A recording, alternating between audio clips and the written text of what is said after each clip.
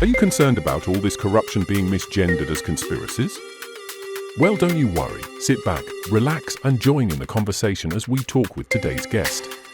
Welcome to another LSB Film Productions podcast with your host, Chris Brooks.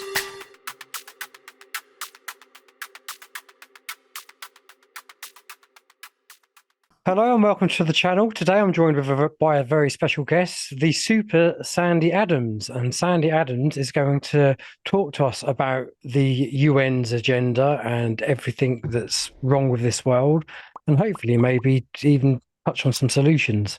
But welcome to the channel, Sandi. Oh, hi, Chris. It's good to be here. Thank you. And I'm sorry I'm a bit late coming on. Don't worry about it. So, yeah. Where do you start? Where do you start with this? Obviously, I know you originally from your famous Glastonbury meeting at the council, where It's funny because that I've been really doing lots of work and researching Agenda 21-2030 for 16 years. And it was so funny because that was almost a year ago that council meeting happened. And it was so bizarre because I was only supposed to be speaking about 15-minute cities for 3 minutes. It ended up with me thinking, no, I'm going to go for it. I'm going to just, tell them exactly how the world is, because they're like dinosaurs, these council officials. And they've declared these, climate emergencies on the back of nothing, apart from the propaganda they've been told. And the infiltration of our councils by, the International Committee for Environmental and Local Initiatives, which happened soon after 1992.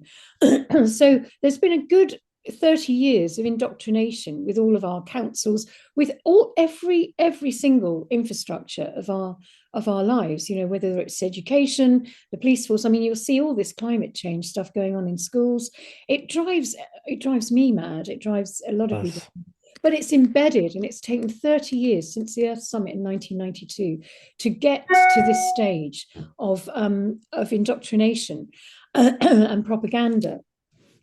And so I just thought I'd just give it to them and say, look, your climate policies are facilitating all this stuff that is actually impoverishing the world, because none of it makes sense. None of it is going to create any kind of stability financially for anyone in this country.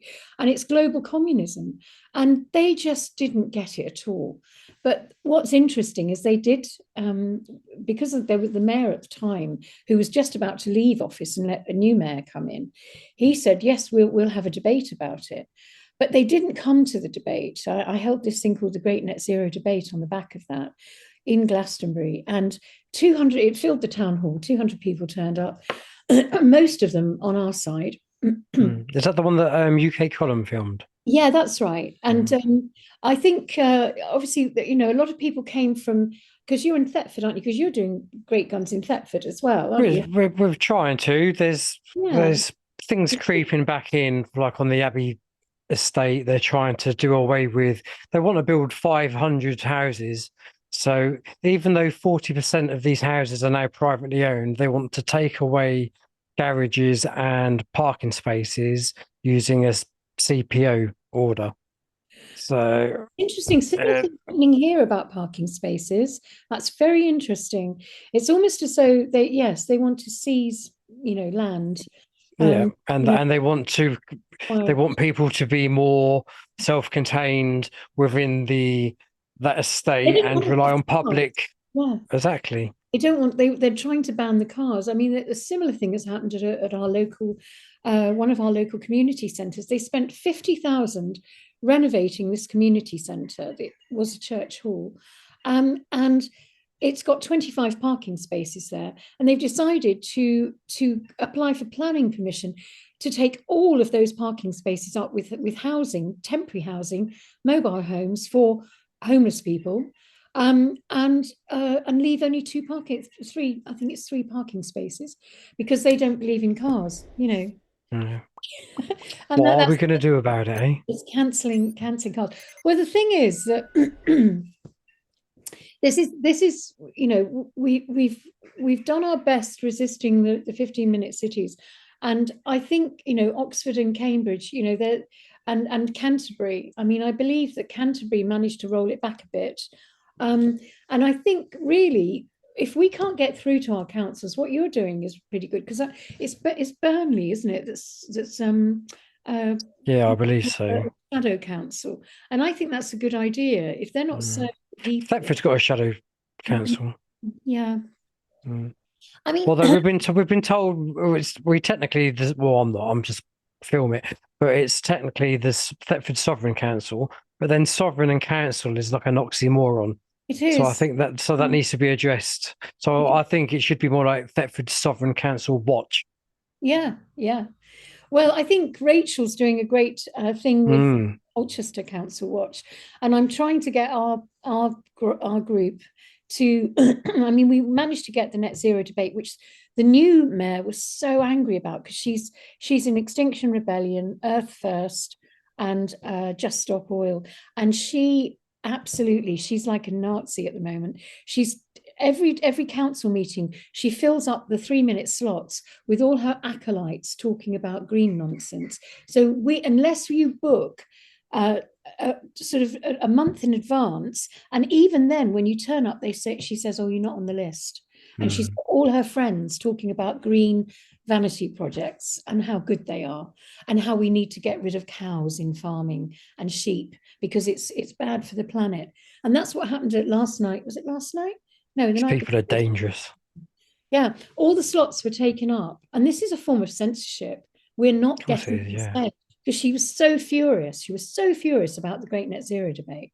She was really, she's really had a go at me, and I'm actually seeking some legal action. Oh, really? She told some extraordinary lies in an interview about how the Great Net Zero debate was structured, and how they didn't get a debate because we didn't give them a debate. We gave them 4 months to debate net zero and their and the climate emergency declaration, and they failed to come up with it. They just didn't bother. So the best we could offer them was a Q&A. By the 4 months, we said, look, you haven't come back to us. We've got our climate scientists to actually destroy your net zero policy ideas. And anyway, she was absolutely livid. She didn't think that we'd actually hold this event, because they made it as difficult as possible. They made us pay through the nose. They made us have security on the door, which cost us £400. They, instead of charging us 90, the normal hire, they charged us 400, and we just crowdfunded the lot. And they didn't want us to have that event, and they didn't think it would really happen. And it did, and it was very slick and very professional. And she was so furious at the end of it. She said, all the people in that room used to follow me, and now they're following all this climate nonsense that climate denial. And I said, look, it's not my fault. She blamed me. She said I was somehow subverting the town. And I said, no, I'm not subverting anyone. People are just waking up, and you've got a lot of catching up to do. Yeah, and by the way, you're the one spouting the climate nonsense, not us. We're dishing out facts. Yeah, at least we're honest and telling the truth. That's Whereas right. all your stuff is just, it's fantasy land, really, the whole thing. Have you heard of Jonathan Tilt? I have. He's a Reform guy, isn't he? Yeah, and he's the head of the Reform Party. He's the mayor. He's one of the mayoral candidates in North Yorkshire, and he's obviously anti-net zero. And I'll be talking with him next week.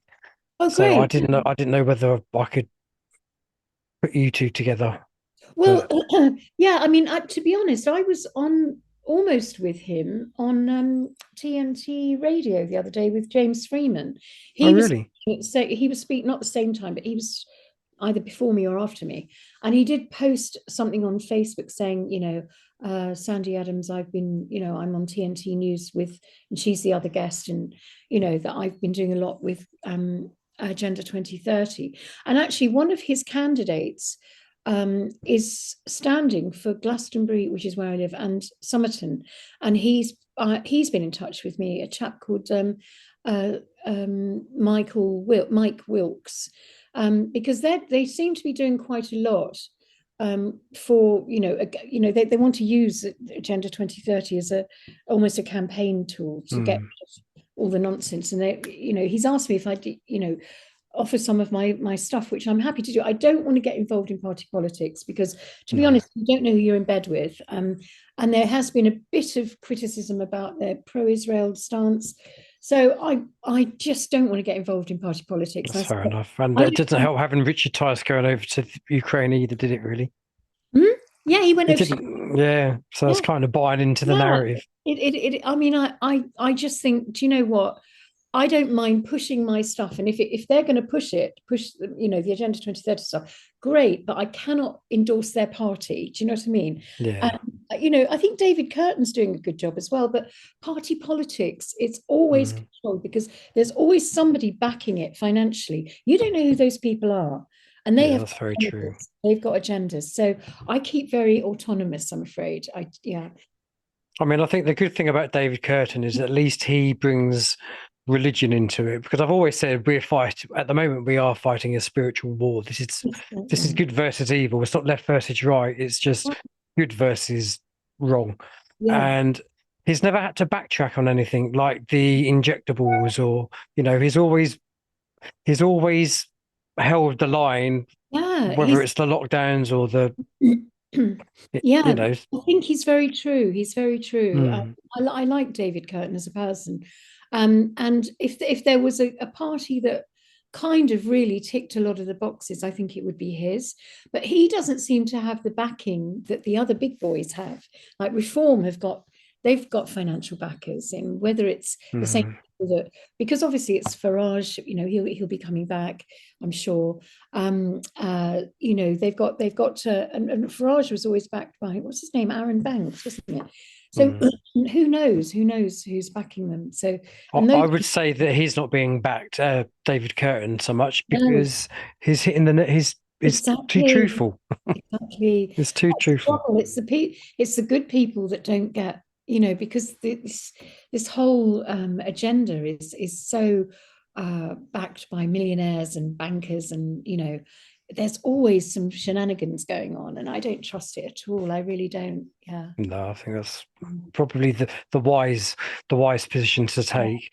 Yeah. So what else is happening since that famous Glastonbury video that you've done? I mean, have anything else transpired since then? Yeah, I mean, I've made a documentary with Mark Sharman and Oracle Films, and that's coming out in April.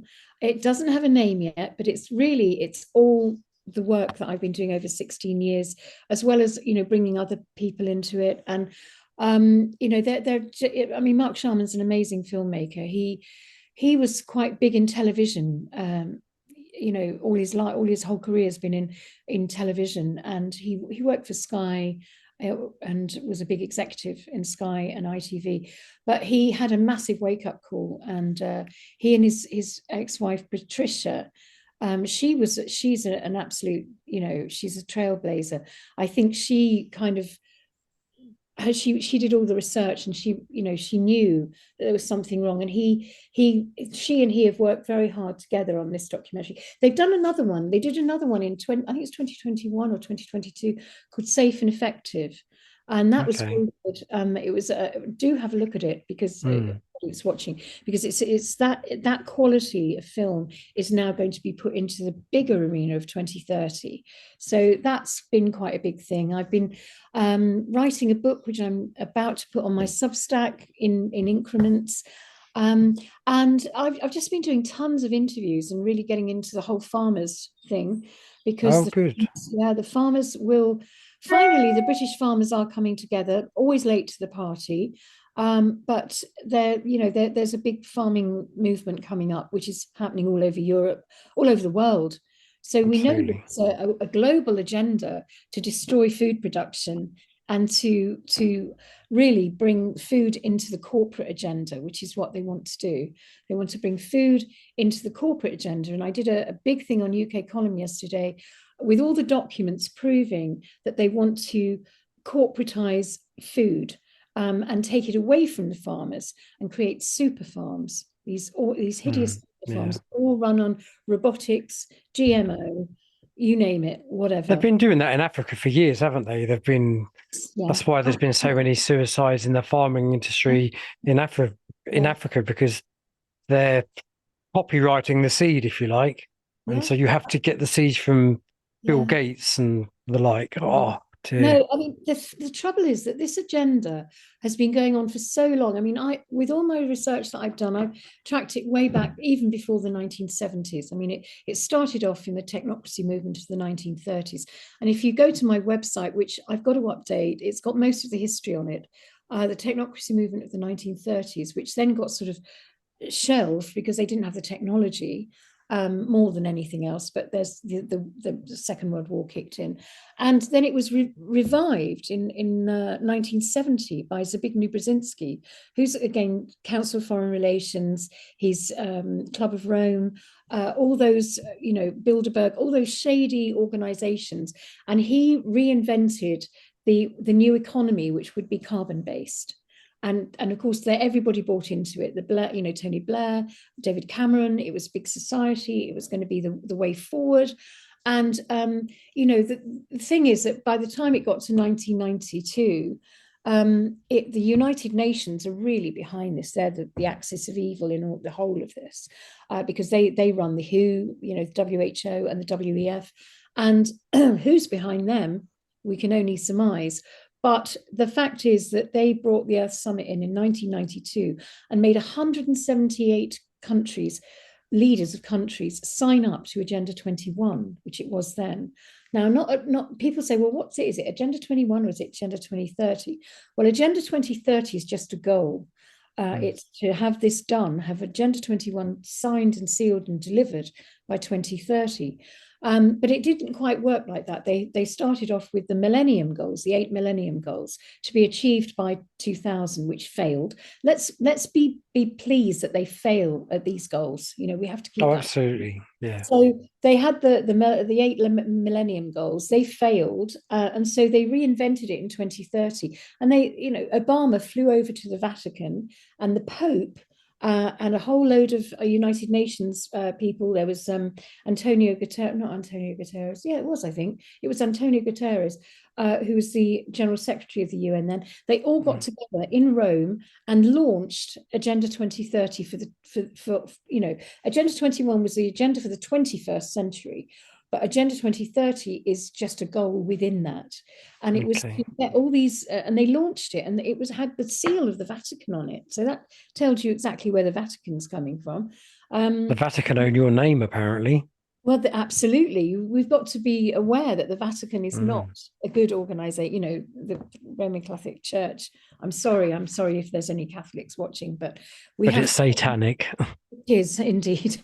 And so it ended up with them relaunching and making the 17 goals. And these 17 goals have incrementally been accelerated since then. And the biggest acceleration was they weren't getting very far because they based it all on saving the planet under climate change and putting all these NGOs behind it, all these people pushing the whole climate change narrative. It's if you don't do X, Y, and Z, the planet will die. And who wants the planet to die? No one. So people jumped on board, including all our town councils and everybody else. They've all been brainwashed. Minus this one. Minus this one too. Well, there's a lot of people now beginning to wake up to this. Thank the Lord, because when I first started this, I was a pariah. In my own town, people call me a climate change denier. You're wicked, you're horrible, you don't want to save the planet, you're a nasty person. And now people are going, oh, we get what you're talking about now. And I also think that in some ways, COVID was probably the best thing that could have happened to us, because I think that's woken so many people up. Do you know, isn't it funny? Because that was actually used in 2019, because we'd had Greta Thunberg over here in 2019 wagging her finger at us, and she was all over Britain. She was doing talks, and it was all gaining traction. We got all those people having die-ins on the street from Extinction Rebellion and all of this, and it didn't do anything. People still didn't get on board, and they got really worried. So what did they do? In June 2019, Antonio Guterres, again, the General Secretary of the UN, and Klaus Schwab from the WEF got together in Geneva at the United Nations, and they set up something called the United Nations Framework Partnership Agreement, and it was to accelerate the 17 goals of Agenda 2030. We didn't know really what was in that. It was just fluffy talk again about acceleration. What happened then is 4 months later, the same people, Guterres and Schwab, and people from the United Nations and people from the WEF, and Bill and Melinda Gates got together in New York for Event 201. It was a tabletop scenario. It's still on the web. Look it up, anybody that doesn't know about it. It's called Event 201. And it was a scenario of what if there was a pandemic, a novel coronavirus breaks free in a wet market in Brazil. And it goes viral all over the world and in Europe, and people catch this terrible coronavirus. What would we do? And there's Bill Gates there saying, I know, I've got a vaccine, that'll do. So all of that was rolled out because they couldn't accelerate the goals quick enough. Now, what happened during the lockdown is that all the infrastructure went in for 2030, all the ULEZ cameras, all the bollards, all the biometrics in the supermarkets, the LED lampposts, they weren't locked up. All those workmen were working 24 hours a day, putting the infrastructure in for Agenda 2030. They were there night and day while we were sleeping, literally locked up under house arrest in our houses. I wasn't under house arrest. I did what I liked. That's right, I was lucky. I wasn't in a town where they had, it was pretty easy here. But, I didn't take any notice of the bullshit. I'm sorry, bullshit. I shouldn't say that really. Don't worry. Say what you want. So, and that's why, in a way, it was such a drastic measure that they were desperate. They needed to accelerate Agenda 2030 and goals. And what happened was a lot of people woke up. It had a backfire on it. Suddenly there were some people that thought, hang on a minute, nah, we're not buying this. You're locking us up. There's not enough evidence. Nothing's been isolated. The PCR tests don't work. The whole thing was a nightmare. And the money that has been spent on all of this is why we're in a recession, because they've literally stripped us dry. I mean, it's awful. Yeah, they have. Am I right in thinking that the 17 steps goals for the Agenda 2030 kind of mirror the steps for the New World Order? Aren't there 17 steps to the New World Order? And they're very similar. I don't think I've seen this. I tell you what it does remind me of, to be honest, is I don't know if you've read the Iron Mountain report. Maybe that's what you're talking about. The Iron Mountain report, which was made in the 1950s. And if you look at the Iron Mountain reports, they've got goals. And the goals are very, very similar, because the Iron Mountain report was the New World Order trying to figure out how they could, on the face of it, it sounded really, as everything that they do does. On the face of it, it sounds very benevolent. That you read the 17 goals. Oh my God, end poverty.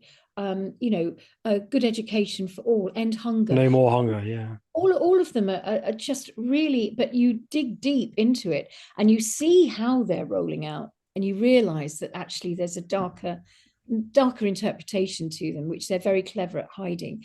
And it's the same with the Iron Mountain report, because because I'm doing the book, I was looking at the New World Order and what they've come up with over the years. And the Iron Mountain report is quite interesting, because it was after the Second World War, and they decided, it's a bit like the United Nations was set up as a peacekeeping force after the war, the Second World War, and it was all about peace.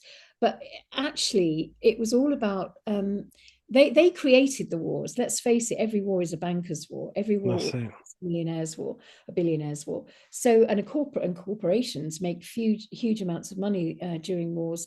So it's really all about the Iron Mountain report, and the United Nations tenet was, we have to have peace.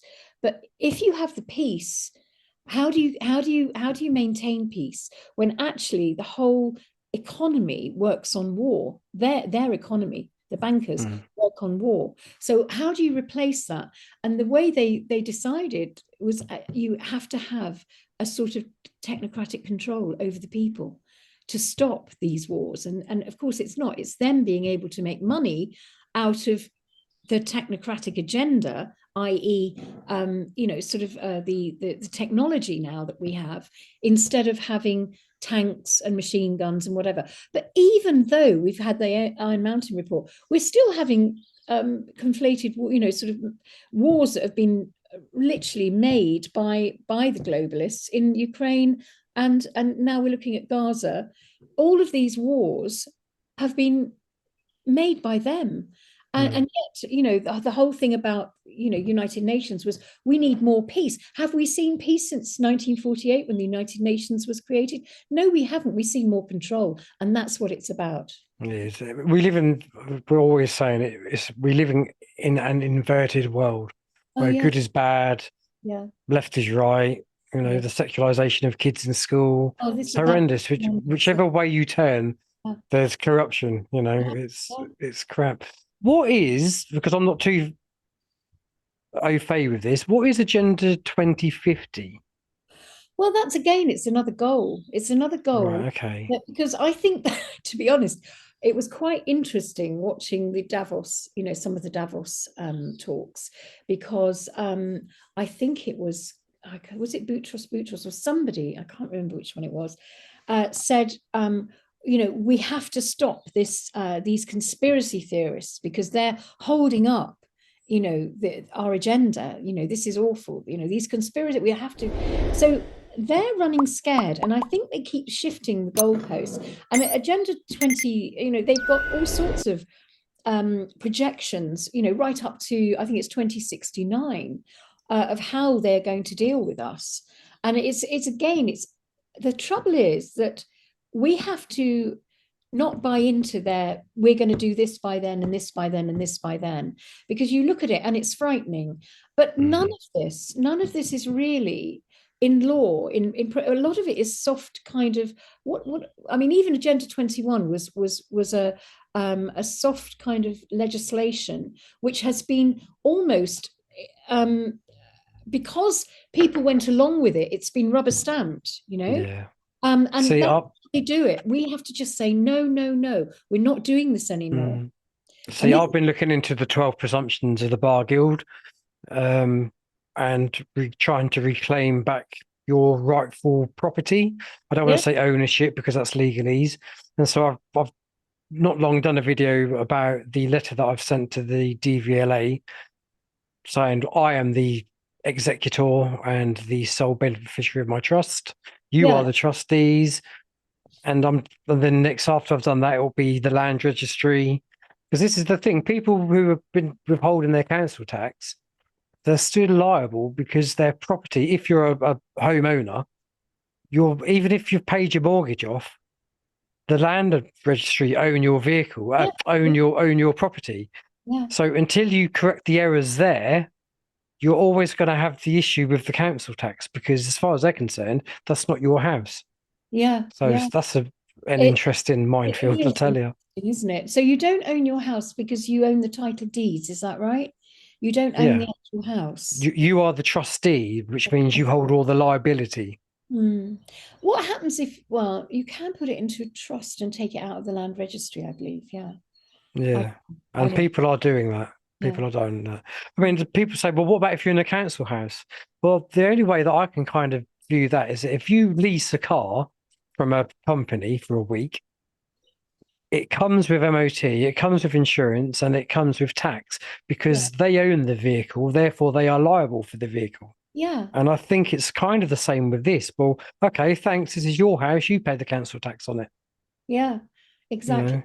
I mean, I think, honestly, if everyone in the entire country stopped paying their council tax, they would have such a problem. They wouldn't be able to follow everything up.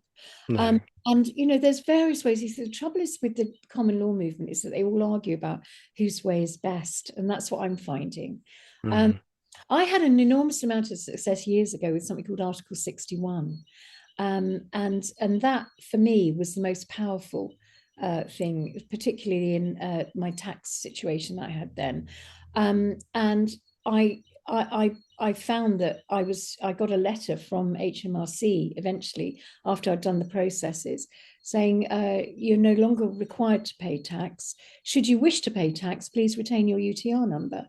And they refunded me every penalty that I'd paid for non-payment of what do you call it, or non-filling in of a for your what's it called, your tax return. Tax return, yeah, non-filling in of a tax return. So I had a huge success with it, and actually we also seized Glastonbury Town Hall in 2014 under Article 61, and the police scratched their heads looking at their iPads and said, "You're doing nothing wrong." So this is when it's a long time ago now, but it's something that I know is quite a powerful thing. It was called practical lawful dissent, and it's based on the Magna Carta and the fact that 25 barons in 2001 stood up in the House of Lords and said that they were putting the country, they were declaring the country in lawful rebellion because the Queen had signed the Nice Treaty, which it was treasonous, and she'd given her country over to a foreign power. So they said, and a lot of people say, oh, Magna Carta's a load of rubbish because it was signed under duress. They've got all sorts of, but no, it's actually there in perpetuity. And the fact that it was invoked in 2001, on the 23rd of March 2001, in the House of Commons, in the House of Lords, by the 16 barons, that people don't believe that it works, but I've tried and tested it and it works. So in Article 61 says that if you've got a treasonous a monarchy or government, you have the right to seize their castles and their offices and their buildings, they say. And we did test it out in 2014, and our town council were terrified that we'd done that. We just did it. So, we had it. We had a party in the council chamber all night, and it was lovely. How do we do that for the Houses of Parliament? That I had a joke with Andrew Bridgen, actually. I said, look, because he knows all the security men. I said, can't you just get them to leave the doors open one night? Stick a coaster in between the lock and the door. No, it's a joke, but I think it would be the time is now. 2014 wasn't the right time. That's over 10 years. I do think this year is a pivotal year. And there's a time and a purpose for everything. I think that's beatitude, isn't it, under heaven? So what we have to do is understand that, by the way, if anybody wants to go onto Practical Lawful Dissent, do go onto it. It's Practical Lawful Dissent Facebook page 2. It's not the one, because unfortunately the bloke that ran it, who was a friend of mine, he died. David Robinson, bless him. He died, and a lot of people tried to take over, and a lot of people messed it up. So it may have a bad name, but Article 61 works. It's amazing. If you've got any links, do send them to me, and I'll put them in the video description, and they can just click. And my process is still on their files in Practical Lawful Dissent too. And I've been sharing it with people because they say, I want to stop paying my tax. And, they don't want to get caught out, but it did work. It worked. I just feel that, we need at the moment to have some lawful, and this is lawful. They call it practical lawful dissent. And when the barons declared this country in lawful rebellion, that's why it's lawful, because if you've got a treasonous government, and they are treasonous, and a treasonous monarchy, and they are treasonous, you have the right to seize their land. And I'm sorry, I'm probably going to get taken down for this, but why not? You'll be fine. If God's on our side, we'll be fine.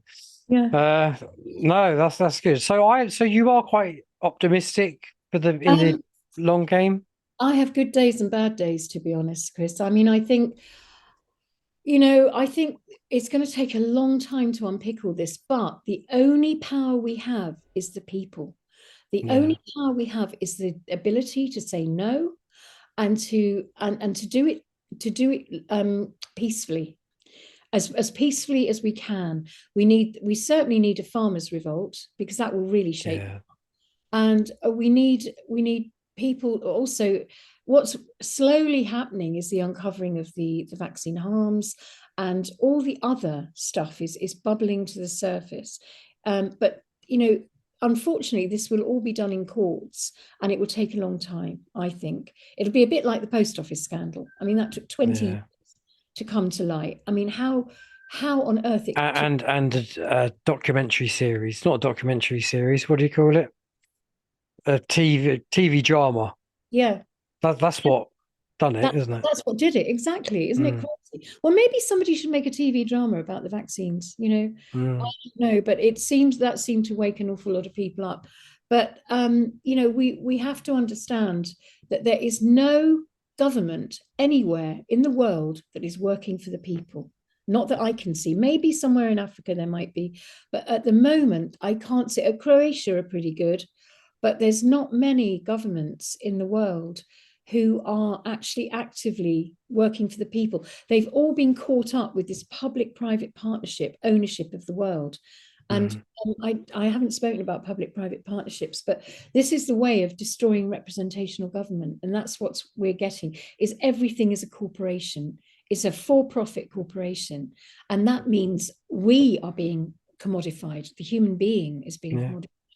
And everything, our food, our land, our property, they're trying to destroy property ownership, these restrictive, horrible things like retrofitting your house. Who can afford all that, And this is how they will do it. This is how they will, Agenda 20. They'll decommission your house, won't they? Oh, I can't afford it. Oh, we'll take your property. Yeah, we'll lend you the money and then we'll own your property. Do you know what I mean? The whole thing is pernicious. It's destroying. This is what Agenda 2030 was all about. Agenda 21 was all about. It was all about taking the land and not having the people have access to the land, taking away their property ownership, and owning literally every resource on the planet. And this is what we're seeing daily. And this is what we have to remember, that they brought it from global to local, and they put it in every town council with ICLEI, the International Committee for Environmental and Environmental Initiatives. And that's where all the brainwashing started. And that's why all our policies, it's a bit like common purpose. It got infiltrated into every area of our lives. And to unpick all that is very difficult. But at the moment, I'm getting very optimistic about the wake up that's happening, where people, I'm noticing, even just talking to people in supermarket queues and stuff, they're waking up. They're saying, oh, this climate stuff, I don't believe in it.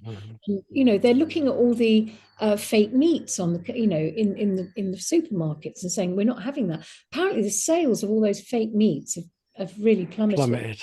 That's good. That's good. Another thing I'd like to flag up to anybody that's listening is look at the absolute zero document. It's called UK. I'll send you this link. The UK Affairs document, absolute zero document.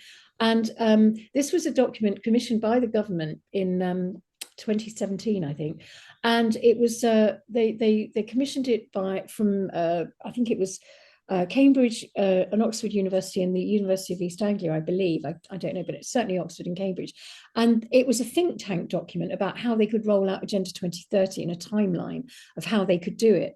And it really is extraordinary, because on I think it's page 6 of that, there's literally a color-coded timeline of what they are going to do by 2030. And by 2029, they want to shut all airports from now until stop the shipping. Stop the shipping, and so 2030 onwards, no imports or exports out of UK. Now they're shutting down the farmers. They're taking all their subsidies away if they continue to do dairy, beef and lamb. So what they're going to do is they're going to literally make them diversify and set up businesses instead of for-profit businesses on their farms, not to do with food. That's the big rub. They're having all their subsidies taken away if they don't diversify and have businesses on their land that are all kind of green projects, like photovoltaic panels in their fields and wind farms and you name it, but no food. And this is what we're finding. And this document is extraordinary because it shows you the timeline of people. They're going to try and take away our wood burners and our gas stoves and all this kind of stuff. and there is now, they're saying they're not making new gas boilers. You've got to have ground source heat pumps. They're giving people generous supply, you know, sort of grants to put heat pumps in. So they want everybody all electric. And the thing is, we have to resist this, because if we are under all electric, it's so easy to They can just switch you off. So this is what I'm seeing. It's taking your autonomy away, and we've got to fight for our autonomy. There's a lot of stuff going on. I mean, I don't know how far your reach goes, but you know, certainly in Weston-super-Mare, there's a farmers' protest this weekend. You know, I'll be going there, and there's a lot of good things. We've got to just really, I think the big farmers' protest is going to be a big thing in Westminster. It's going to happen soon. You can't say when. It's going to happen soon, and it's going to really start tipping the balance. And all the things I've been trying to talk about, basically, if you know that they're going to control our food supply with super farms and robotics and insect biomass, is that the future you want for your food? No. And let's not forget the fact that they want to inject your vegetables with MNRA and things like that. And I've been told that eating vegetables and fruit isn't actually as healthy for you as we're led to believe. I know. I don't know, because I haven't tested it, but I know that I grass-fed meat is incredibly good for you. I mean, organic grass-fed meat, you've got to know where it comes from, and bone broth and stuff like that, you know, is incredibly good for you. And this is why they want to wean us off it, because they don't want us to be strong. They want us to be, you know, our immune systems to fail. So I think, you know, we've got to have a revolutionized farming. If we can get our farmers, and this would be a big thing, if we can get our farmers to understand, and this is why on UK Column yesterday I had all the documents. You know, Sainsbury's want to be in charge of our food supply. They want to actually become farmers, and it's all under, you know, it's all hydroponics, and it's under cover LED lights. It's not in sunlight, and it's GMO. And it's Frankenfoods, and that's what they want to supply to us. If the farmers knew this, they would hang on to their farms and say, do you know what? We're not buying into this thing that the man from the ministry says we can't do this and we can't do that. You know, yeah, we might lose our subsidies. Let's sell directly to the people. Let's have proper farmers markets. Let's go back to the old times, how it used to be, where your local farms supply your local people. Yeah, and that's my biggest message, really, is to say no. And the farmers have the power, because they are in control. They could take this food supply of the UK over and do it properly, have proper regenerative farming, and do it properly without all this, because let's face it, they've accepted EU subsidies and they've accepted all the pesticides and stuff, and they should never have done that. So if they can see their way to cut out these monstrous supermarkets and sell directly to the people, that would be a big one. Yeah, absolutely. Yeah, I think it's just the fear, isn't it, for most people? I mean, with regards to pretty much everything that we've covered, from the farmers to the UN agenda, it's just the fear. The fear keeps us tied in. You're right, and they love to keep us in fear. This is why they've got all these wars going on, and also the virus. Oh, virus X, this, that, and the other. They want us in this terrible, fearful environment, because it's almost as though they can control us if we're fearful. If we just turn around and just say no. And it's a bit like Dorothy, you know, when in The Wizard of Oz, when the Toto behind the curtain. Toto pulls the curtain back, and this great Wizard of Oz is this wizened old man just pretending. That's how I see Klaus Schwab and all his lot. They've got no real power. And when you see them panicking, it's great. And they are panicking, without a doubt. They're panicking now. Yeah, you've only got to look at some of what he says now. You know, before like 2020, he was very stern and he was very rah, rah, rah, rah. Yeah. Now he's almost timid. Absolutely. He's being attacked. He knows he's on the wrong side of history. They all are. And there's so much that isn't. What I would love is a few of the doctors and nurses to stop being fearful and to stand up and tell the bloody truth. Sorry for swearing. To tell the truth about what's going on in our hospitals, because you know, people like Ahmed Malik and all the doctors that have stood up and lost their jobs because they stood up and said, no, I can't agree with this.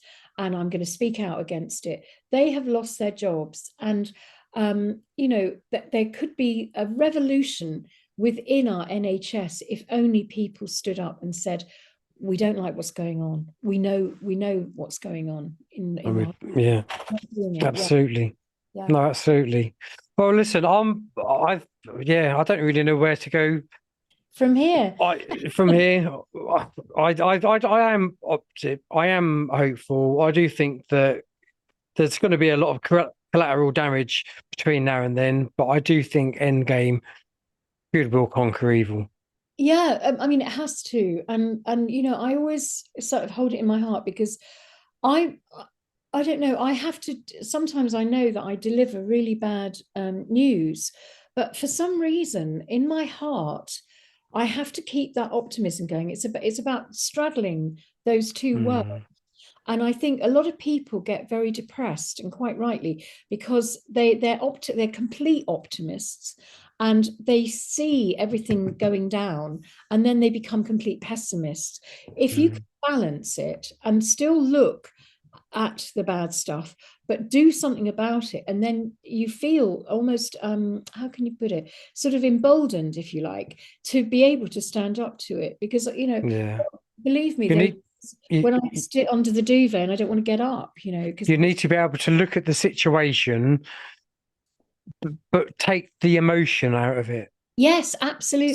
So like when you have your hypnotist, if you've had like trauma, you can review what's going on, but you remove yourself emotionally from it. Exactly. That's exactly what you have to do. Just don't get caught up in the emotion. And this is what happened. They found that all the true leaders during wars were people like that. They knew that they might not win, but they carried on regardless, because they felt, I'm going to take that emotion away out of that fear of dying or whatever, and just go for it. And that's where we have to almost be. We have to be like warriors, and not warriors, because absolutely, that's kind of what we need to do right now. And I can't tell you how. When I first started researching this Agenda 21, and it was around when I left the corporate world, because I had the misfortune of meeting Bill Gates once, and did you really? I had a horrible reaction to it. Yeah, I felt that. And I gave up the corporate world because I realized where it was going. I started off as a set designer in theatre. I was just an art student. I was a bit of a hippie, really. And I found myself in the 1980s going into corporate live events to design them, to design the interiors of installations and all sorts of weird stuff. And one of my biggest jobs, I was working for a production company, and they'd won the Microsoft contract. And one of the biggest jobs was this installation I did in Chelsea, and it was a mini smart city. This was in 2005, something like that, 2006, and it was called Microsoft Life Squared, because it was supposed to be a recreation of a London square. And I had to do the whole job, even the outside, the infrastructure of making the London square and bringing in grass and trees and railings and what have you. And cars were, and it was in those days when GPS wasn't really used much, and it was kind of, it was really innovative, and everything was interconnected and spoke to each other and everything. And Bill Gates flew in, he flew into Heathrow, and then he was helicoptered to Battersea, and then he was chauffeured into Chelsea. And we had to meet him, and he did an interview with Trevor McDonald about the interconnectivity of the future, and the Internet of Things. Exactly. It was a mini internet of things. It was exactly that. And which we now has progressed to the Internet of Bodies, where the humans are wired up to it. I mean, this is hideous. So what we spoke about was, he was interviewed by Trevor McDonald, and I wonder if I can still find that interview. I'd like to. But anyway, I had to sort of meet him and shake his hand, and I got this absolutely visceral feeling, and I didn't like it. And then it just touched hands with evil. I smelt the sulfur, so I just thought, oh no. Anyway, he sort of toddled off and did his own thing. He flew back to probably Silicon Valley Hell. straight away. Yeah, flew back to hell straight away.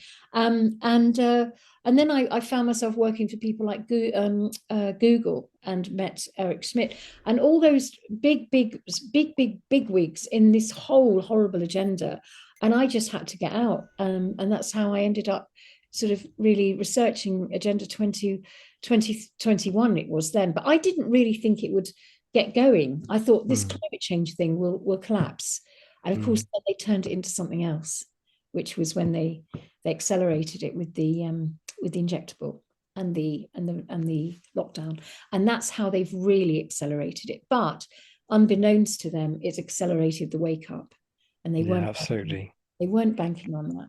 So that's the good thing, is that it did accelerate there's casualties and everything and collateral damage, but it will galvanize. I think it's almost like a process that had to happen. It's galvanized humanity to stand up.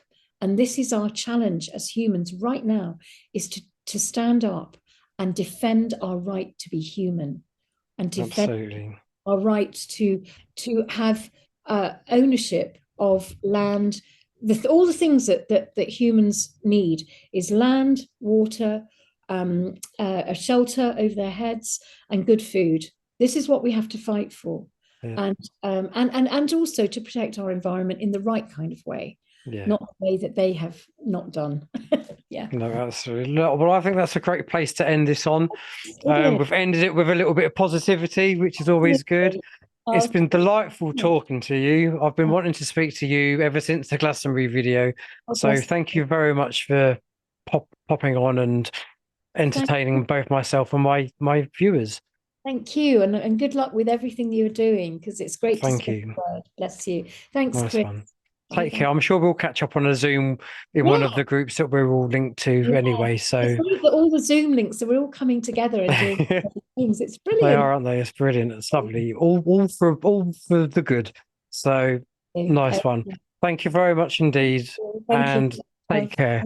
Bye bye. Bye bye.